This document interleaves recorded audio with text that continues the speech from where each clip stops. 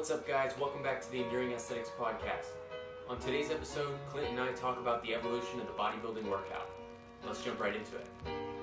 Something I wanted to ask you was, how much do you know about the training programs throughout history, like as they progressed, as they developed?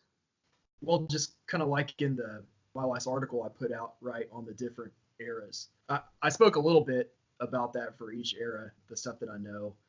Very early on in bodybuilding's early days, you kind of had the strongman workout, right, which is they were doing all sorts of odd lifts. Not, they didn't really have a bodybuilding regimen. Like a split. Right. No splits or anything like that. It was, man, they had those really weird lifts, like the bent press, where it was like you would like hold the weight like this, basically, like I'm trying to say in the camera, where they would like stuff that's like horrible, right, for your joints and stuff like that. Like they were doing all sorts of nonsense like that. A lot of what you would call weightlifting, right, which technically weightlifting is like picking weight up and lifting it. So lots of cleans and jerks and stuff like that. And that was early on. And then kind of in the silver era is when they started training, doing the full body workouts. Mm-hmm. I remember, I don't know where I read it. I don't know if it was in your book or if it was something that you like sent me or something like that, but it was like the training program of like either Steve or one of the guys from that era was really influenced by the gym hours, because the gym was open only to men some days and only to women other days. So they'd go and do like the full body because they had to, like they couldn't up any more than that. And then they'd end up getting like 3 full body workouts in a week because the gym was structured in that way. Yeah. That's not for me, but you're right. I mean, there were gyms that operated that way, men some days, women others. And that makes sense why it would develop that way. Of course, Steve was all about the full body 3 times a week. Mm-hmm. I think that was a standard back then. Of course, we know from, his journal and other stuff that he's talked about that he preferred, 8 to 12 reps. That silver era is when the reps got higher, right? Because you weren't necessarily training for strength, you were training to increase muscle size. Mm-hmm. And higher reps do that, the hypertrophy and breaking the muscle down. It's interesting that they were doing it. I mean, even Steve back then was doing a full body 8 to 12 rep range. Like that's exactly what is recommended for a beginner today. Right. With all that we've learned since then, it's like the most effective, people say, is full body in the hypertrophy range of reps. Yeah, absolutely. Yeah, that's a good point too. And I know that you're working on programs and things like that. That's absolutely what I would recommend for a beginner is full body. Kind of ease into it, because you're working each muscle, but you're not really overdoing it. Yeah. Because you really do have to get the coordination down first with all the various lifts and get comfortable with it and give the muscles time to adjust. Mm-hmm. It makes me wonder, like, are we overdoing things just like on a mass scale right now? Like, that's what I was going to get into next is when you start seeing the more specialized stuff, right? I think that definitely coincides with steroids coming into the game. Mm-hmm. You were asking about overdoing it. Well, people like you or me can't really overdo it, but people on steroids, they'll be fine. They won't feel any of the effects of that. They can do ridiculously high amounts of sets and reps. And, and you hear about some of these guys like Arnold saying he spent 4 or 5 hours a day in the gym. Serge Nubret saying he's doing 20, 30, 50 sets per body part. Yeah, exactly. 20 sets of like biceps, a bench press. Like, man, around the 20th set, I think it would be tough for me to just get the bar up. I think for me, just on the 10th, 15th set, I'd be like, what's even the point of this? I would be at such a low weight, and Yeah, it's a completely different story when you're on that stuff. Yeah, and like I said, I mean, I've tried to do some of that stuff. It's tough to keep up with that while being natural at the same time. some of his full body workouts, according to him, lasted up to 4 hours, which is nuts. Yeah. Which, I mean, you could definitely see why, being natural, he would need a day or two to recover before he would go back in the gym again. Yeah. So, but he was also, like I mentioned in my book, when he was doing those workouts, since he retired so young from bodybuilding, I mean, he was in his early 20s when he was doing those workouts, and obviously that's a pretty good time for recovery. Naturally, that's a really good time for recovery. I wonder if he was eating mid-workout. He never mentions that or says anything about that. He does talk about that he had a drink, though, that he would sip on sometimes during his workouts. Okay. That I think was, which it's funny. He always says that it was basically a precursor to Gatorade. I think it was basically like water, lemon juice, and some honey for sweetness. Yeah. And he always claimed that it was pretty comparable to Gatorade, and that helped him with electrolytes and energy and stuff like that, which I would think you would need for a workout that long. And I mean, and that sugar. People say that your cortisol levels bump up after 40 to 60 minutes of workout. Right. So then you're breaking down stuff and you've gone catabolic. I would assume adding in that drink, simple carbs, you're changing the equation up there and allowing for a longer training session. Sure. Yeah, and I mean, there's a lot of people that I've been reading stuff that says, don't anything you do in a workout past an hour is basically a waste of time. I mean, what do you think about that? Do you think that's reasonable? For the natural athlete, I think probably, yeah. From what I've read, it seems that like recovery ability and the recovery curve is like overlooked a lot, because most of us are following these plans that we saw in the bodybuilding magazines or on forums online that were given to us by a guy that was on steroids or trained by somebody, who's using gear. So it's like, I think for the natural athlete, it takes more frequent, shorter workouts, probably. And then for the enhanced athlete, I think volume and all that, it just, from what I'm reading, like anabolics more so keep you from breaking down. Right? It's like really good at keeping your body from breaking down, going catabolic. So you can afford to do more sets, more reps, longer time in the gym, and your body doesn't break down. Whereas you would as a natural athlete going that long. Right.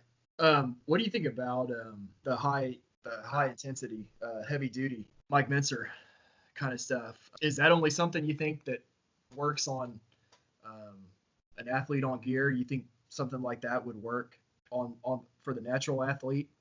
I think something similar to it could be effective for the natural athlete, but from having talked to Cheech, that former Mr. USA, he said he met Mike and that whole squad of like heavy duty, high intensity team, of people that were doing it, like Casey Viator and Ray Menser and all them. He said they were on enormous amounts of drugs, and that they would talk down about natural athletes, like we're all wasting our time. There's no point, like just one absolute intensity set to failure, take the drugs, you'll build a perfect physique, right? That was essentially how he was explaining to me what their philosophy on it was. And sadly, it seems that he probably was, considering how young they died, Ray and Mike, Yeah. But I do think that there's a lot of value behind a higher intensity and lower volume. Not that low volume, not one set to failure, but something more in line with like a Dorian Yates. I know Dorian Yates obviously is on gear, but like he did more than just one set, He executed with perfect form and he didn't use momentum. He was using as heavy a weight as he possibly could, and he was only in there for 45 minutes. Yeah. So I think for a natural athlete, that's something that could work. You'd go in less than an hour, give it everything you've got, maybe 2 sets, maybe 3 sets for whatever you're doing. But the higher in sets, the lower the variation of exercises. And then just focusing on lifting as much weight with as much weight with perfect form as you possibly can. I think that would work for the natural athlete, which is kind of like high intensity training thought. Mm-hmm. But it takes it a little bit more on the volume step up, because I don't think 1 set to failure is going to do it for us, you know?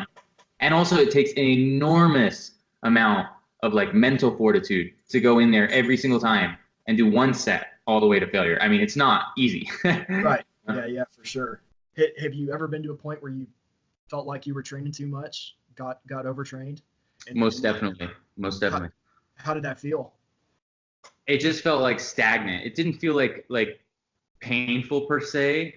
I mean, like obviously just like general like soreness and stuff like that you experience at the gym or muscle fatigue. But I think the key sign for me that, something is off is a long period of time goes by and I'm still doing the same weight and the same reps and I'm looking in the mirror and there's no change.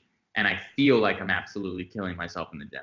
I'm in there for an hour and a half, 2 hours at a time. That's including that cardio session that I was talking about earlier after the workouts.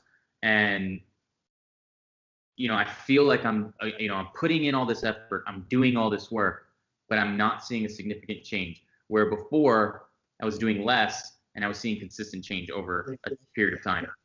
So I think I did get to a point there. I couldn't tell you what one in particular variable was, whether it was the time in the gym or the sets or the intensity or what that was like causing the training volume. But something of what I was doing definitely was keeping me in a plateau. And I was just like, I was capable of doing high volume, but it felt like I was training more for endurance because I could just do volume all day long, but my strength was never going up. Yeah. And well, I'm sure when you get to that point too, like going to the gym probably isn't even fun. No. Yeah, no. One of Steve Reeves' top like rules that he lived by was make your workouts enjoyable. Like really enjoy your workouts, really have a good time doing them. If there's an exercise that you don't really like doing, replace it with something that you do, because if you hate working out, doing a certain exercise or something like that, you're not going to do it completely. You're not going to get the benefits of it that you would if you switched it out with something else. It's interesting, like so we know Steve was doing more like full body stuff, right? Mm-hmm. Then the next era, as we defined them last episode, the next era after Steve is what, the golden age? Right. So then in the golden age, we're saying, there with Larry Scott, Arnold, the rest of those guys started taking gear and the volume and frequency goes up, right?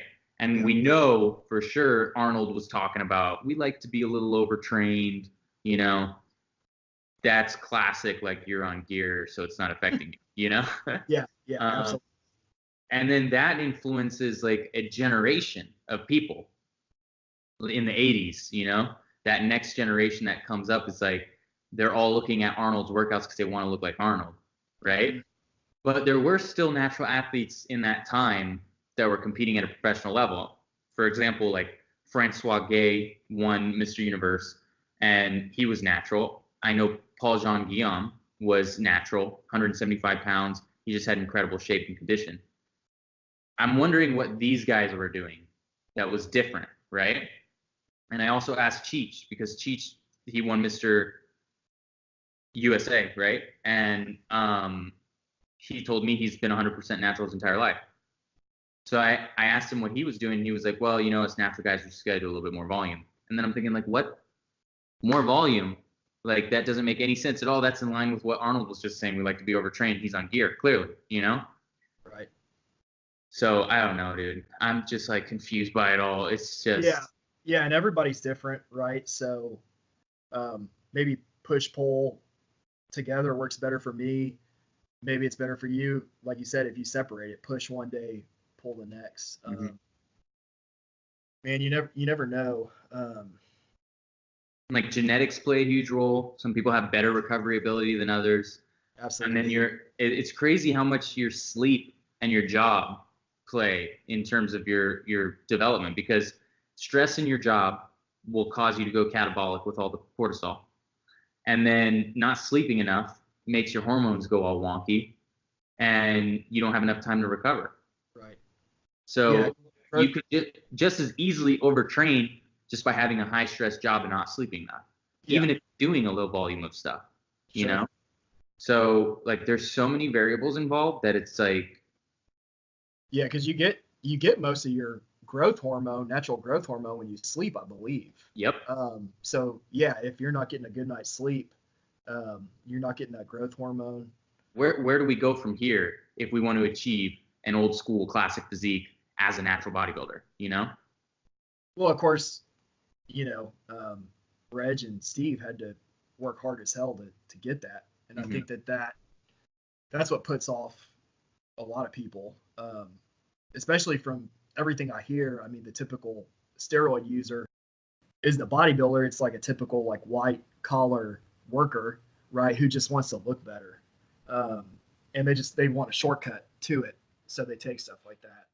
Thanks so much for watching, guys. We want to know what your thoughts are. Do you think we got the evolution of the bodybuilding workout right? Did we miss something? And what do you think are the most valuable aspects of the bodybuilding workout as it's progressed? Should amateur trainees train with volume, heavy weight, or a combination of both? Leave it down in the comments below and make sure to subscribe for more.